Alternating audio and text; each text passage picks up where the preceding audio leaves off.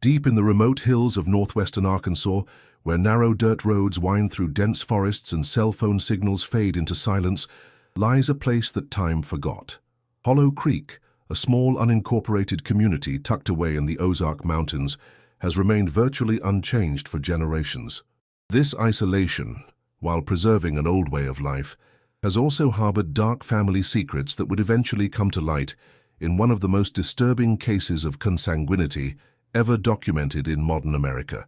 The story begins in 1978, when the isolated Blackwood family welcomed twins into the world, Elijah and Esther. Born to Martha and Joseph Blackwood, the twins entered a lineage already dangerously intertwined. What outsiders didn't know was that Martha and Joseph were themselves first cousins, continuing a pattern that had persisted in their family for at least 3 generations. The Blackwoods kept to themselves, recalls former County Sheriff Dwight Hawkins, who served the area for over 30 years. Most folks in town knew something wasn't right with that family, but nobody asked questions. That's just how things were back then. Family business stayed family business. The twins grew up largely cut off from the outside world. Homeschooled by their mother and taught to fear outsiders by their deeply religious father, they rarely ventured beyond the borders of the family's 40-acre property. Their isolation was so complete that they developed their own private language, a phenomenon occasionally observed in twins, but exacerbated by their extreme seclusion. By the age of 10, both children showed signs of mild intellectual disability and distinctive facial features: hypertelorism, widely spaced eyes, low-set ears, and a pronounced mandibular prognathism, protruding jaw. These are now recognized as common physical manifestations of genetic disorders, resulting from consanguineous relationships, but at the time, locals simply referred to them as having the Blackwood look. As we delve deeper into this disturbing tale, medical records obtained through court orders would later reveal that the twins suffered from more than just facial abnormalities. Both experienced seizures beginning in early childhood, and Esther developed a heart murmur that would eventually require surgery in her teens, all conditions with known genetic components that can be amplified through inbreeding. What makes this case particularly haunting is that the twins grew up believing their situation was normal, that the entire world consisted of families like theirs. They had no frame of reference, no outside contact to show them otherwise. Their father, Joseph, maintained strict control over the family, indoctrinating them with his twisted belief that their bloodline was special and needed to be preserved. The level of isolation these children experienced is almost impossible to comprehend in today's connected world, explains Dr. Samantha Reynolds, a geneticist who later studied the case. They literally had no concept that their family structure was abnormal or that the health issues they experienced were direct results of generations of consanguinity. Check if you're already subscribed to this channel. Don't miss our thorough investigations into America's darkest family secrets that mainstream media refuses to cover. Hit subscribe now to be notified when we reveal the next shocking chapter in this disturbing case. The true horror of the Blackwood twins' story was yet to unfold. As adolescence arrived, bringing with it new biological urges, the seeds were planted for a tragedy that would eventually expose this hidden pocket of consanguinity to the harsh light of public scrutiny. What happened within the walls of that isolated homestead would remain hidden for years, but a series of events beginning in the winter of 1996 would eventually bring the full, disturbing truth to light, revealing how deep the roots of this family's genetic entanglement truly went and the devastating consequences that would follow. By 1996, the Blackwood twins had reached 18 years of age. Their father, Joseph, had died 2 years earlier from liver failure, an end hastened by decades of moonshine consumption. Their mother, Martha, suffering from early-onset dementia, another condition with increased prevalence in consanguineous families, had become increasingly dependent on her children. This shift in family dynamics created a dangerous vacuum in the household structure. Without Joseph's controlling presence, the twins began to explore their relationship in ways that crossed the most fundamental social boundaries. Isolated from normal social development and lacking any understanding of taboos against incest, Elijah and Esther's sibling relationship evolved into something much more disturbing. What we now understand about the Blackwood case is that these twins were victims of generational abuse, explains Dr. Helen Marshall, a psychologist specializing in isolated community dynamics. They were not only products of consanguinity themselves, but had been systematically deprived of the social learning that would have established normal boundaries between siblings. The twins' private language had evolved over the years into a complex communication system that outsiders couldn't penetrate. This linguistic isolation further reinforced their belief that they were somehow different from, and possibly superior to, the outside world. They created elaborate mythologies about their family's special status, reinforcing the dangerous ideas their father had planted. When Martha's condition deteriorated to the point where she needed medical attention, the twins were forced to interact with the outside world for the first time in years. In January 1997, they drove their mother to the county hospital in their father's aging pickup truck. The medical staff immediately noticed concerning signs, not just Martha's advanced dementia, but the obvious physical markers of genetic disorders in the twins and their unusual, intensely close behavior. Dr. Richard Cooper, the emergency physician who first examined Martha, recounts, "I'll never forget that night. Those twins came in looking so similar it was uncanny, finishing each other's sentences, standing too close together. The young woman was clearly pregnant, and when I asked about the father, they both looked confused and said, 'We are the parents.' Just like that. No shame, no attempt to hide it. They genuinely didn't understand why that would be problematic. This shocking revelation set in motion a complex series of events. Social services were immediately notified, and an investigation into the Blackwood family began. Public health officials discovered that the twins were just the visible tip of a disturbing iceberg, the latest generation in a family tree with branches that folded back on themselves repeatedly. When investigators visited the Blackwood property, they found a homestead frozen in time. The remote cabin had no running water and used a generator for occasional electricity. More disturbing were the family records discovered in Joseph's old trunk, handwritten genealogies documenting cousin marriages going back to the 1880s, when the first Blackwoods had settled in the area after fleeing from authorities in Tennessee, reportedly after another consanguineous relationship had been discovered. These records revealed a deliberate pattern of consanguinity, with Joseph's own parents being first cousins. The family had developed their own warped belief system that justified these unions, based on misinterpreted religious texts and a deep suspicion of outsiders diluting what they considered their superior bloodline. What makes this case so unusual is the documented intentionality, notes genealogist Barbara Winters, who later helped authorities reconstruct the full Blackwood family tree. Most cases of consanguinity in modern America are either unwitting or opportunistic, relatives who didn't grow up together meeting as adults, for instance. The Blackwoods represent something far more disturbing, a multi-generational system deliberately designed to maintain consanguineous relationships. As winter turned to spring in 1997, Esther's pregnancy progressed, creating an urgent dilemma for social services. While the twins had technically reached legal adulthood, their intellectual disabilities and lifelong isolation raised serious questions about their capacity to consent or understand the implications of their relationship. As Esther's pregnancy reached its third trimester, medical professionals grew increasingly concerned. Ultrasound examinations revealed several troubling developmental issues with the fetus, including potential heart defects and abnormal brain development. These findings were consistent with the compounded genetic risks of a pregnancy resulting from both consanguinity, the twins being the offspring of first cousins, and incest, the parents being siblings. Dr. Margaret Chen, the high-risk pregnancy specialist who monitored Esther, explains, "In cases of consanguinity, recessive genetic disorders become much more prevalent. When you add sibling incest to that equation, the risks increase exponentially." The Blackwood case represented a worst-case scenario from a genetic perspective, multiple generations of consanguinity culminating in a pregnancy between twins who were already the product of a cousin marriage. For Elijah and Esther, the medical interventions and sudden involvement of numerous strangers in their lives was overwhelming. Having been raised to fear outsiders, they initially responded with hostility and suspicion. Social workers described their behavior as alternating between childlike confusion and intense paranoia. "In all my years working with isolated families, I've never encountered a case quite like the Blackwoods," recalls social worker Teresa Gibbons.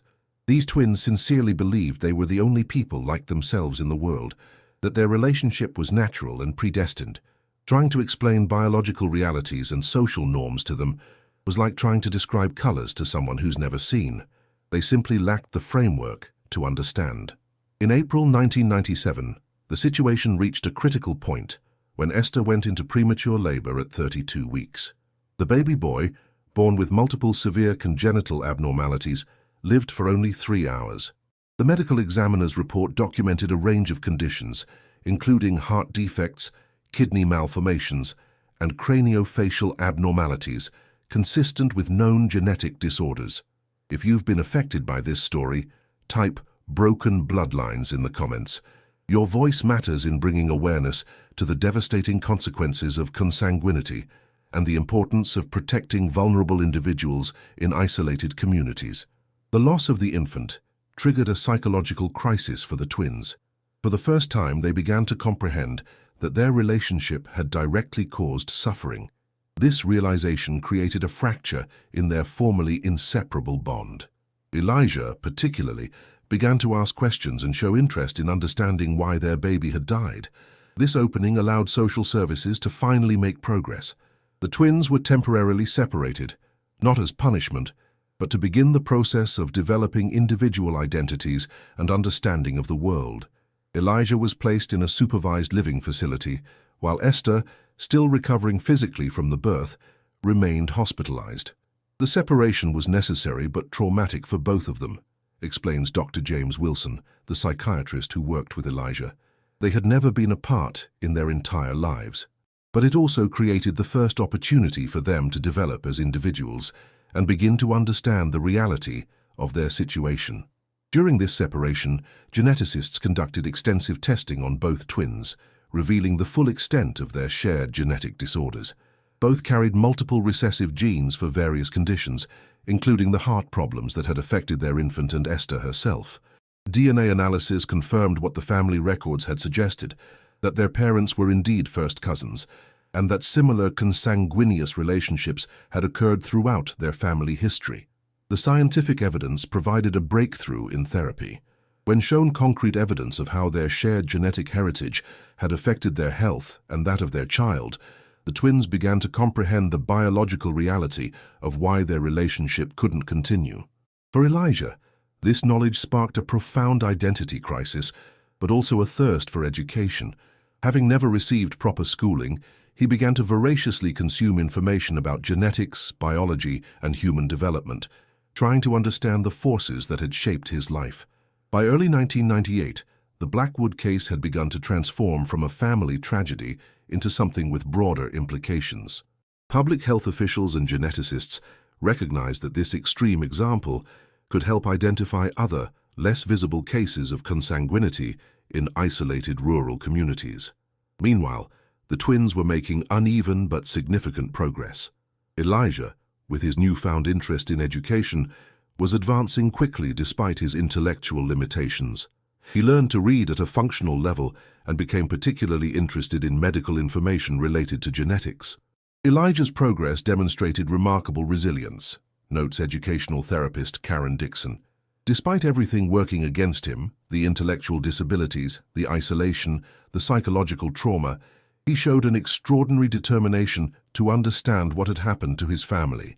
Esther's journey proved more difficult.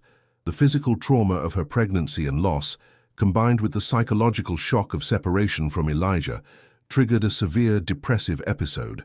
She initially refused therapy and medication, retreating into the private language she had shared with her brother and refusing to engage with the outside world. The breakthrough came from an unexpected source. Martha Blackwood, despite her advancing dementia, experienced a period of unusual lucidity during a visit with her daughter. According to staff present, Martha suddenly grabbed Esther's hands and said, "I was wrong to let it happen again. My parents were cousins too. It breaks the children, don't you see?" This rare moment of clarity from her mother seemed to reach Esther in a way nothing else had. For the first time, she began to actively participate in therapy, asking questions about her family history and showing interest in understanding why her baby had died. As 1998 progressed, public health officials expanded their investigation into the surrounding communities. What they discovered was disturbing. While none were as extreme as the Blackwood case, they identified 7 other families in the region with concerning patterns of consanguinity, primarily cousin marriages over multiple generations. The Blackwood case, as shocking as it was, opened the door to identifying other at-risk families, explains Dr. William Foster, who led the public health response. In isolated rural areas, particularly those with geographical barriers like the Ozarks, these patterns can develop and persist unnoticed. The case helped us develop better screening protocols and intervention strategies. By the end of 1998, the twins had progressed enough to have supervised visits together. These meetings were emotionally complex. Their bond remained strong, but they were learning to relate to each other as siblings rather than partners. Professionals observed that they gradually used their private language less and standard English more, symbolically opening their relationship to outside understanding. Their mother, Martha, died in December 1998, leaving the twins as the last of the Blackwood line. The family property, which had harbored generations of secrecy, was sold to cover Martha's medical expenses. This final severing of ties to their isolated past marked a turning point for both Elijah and Esther. The case also sparked important policy discussions about how to identify and support isolated families before such extreme situations developed. Educational outreach programs were developed specifically for remote communities, and healthcare workers received specialized training in recognizing the physical and social indicators of consanguinity. 25 years have passed since the Blackwood case first came to light, and its impact continues to resonate in public health policies, genetic counseling, and rural outreach programs across America. The twins, now in their mid-40s, have followed markedly different paths that reflect the complex legacy of their upbringing. Elijah, who embraced education as a form of salvation, eventually earned his GED and completed vocational training in landscaping. While his intellectual disabilities prevented more advanced education, he has built a stable life working for a state park, where his knowledge of local plants, learned during his isolated childhood, has proven valuable. He lives in a supported community, but maintains significant independence. Elijah represents an extraordinary example of resilience, says Dr. Wilson, who has maintained contact with him over the years. He transformed his understanding of his family's dysfunction into a passion for breaking cycles of isolation. He occasionally speaks to medical students about his experience, putting a human face on the clinical consequences of consanguinity. Esther's journey proved more challenging. The psychological and physical trauma she experienced left deeper scars. After several years in intensive therapy, she was diagnosed with schizophrenia, another condition with known genetic components that can be exacerbated by consanguinity. She now lives in a supervised care facility where she experiences periods of stability interspersed with episodes of psychological distress. During her lucid periods, Esther has shown remarkable insight into her experience.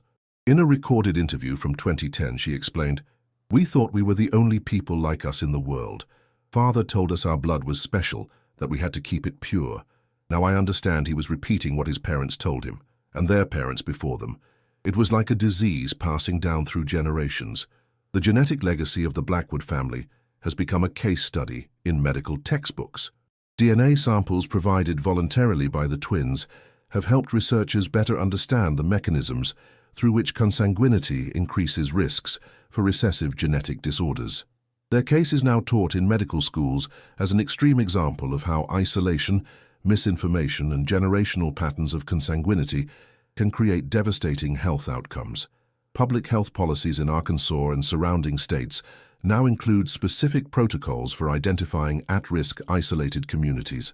Mobile health clinics regularly visit remote areas, providing not just medical care, but also educational resources about genetic health.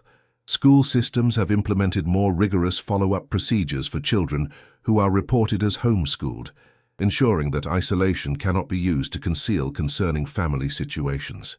The Blackwood property, once a secluded compound hiding generations of darkness, has been reclaimed by nature. The cabin collapsed years ago, and forest has overtaken the clearing where it once stood. Local residents say the area still carries an unsettling atmosphere, a physical reminder of how isolation can foster the darkest aspects of human behavior.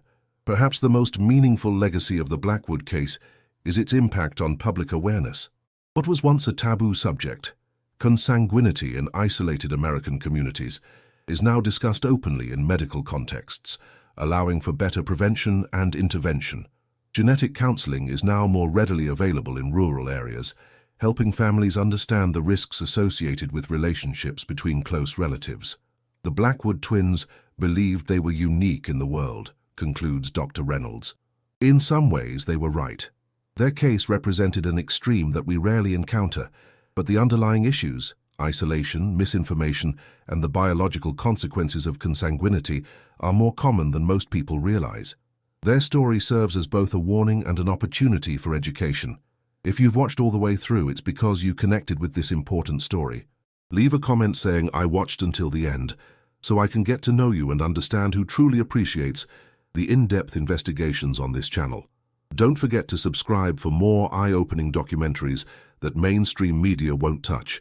Hit the like button if you learned something valuable today, and share this video to raise awareness about the devastating consequences of consanguinity and isolation.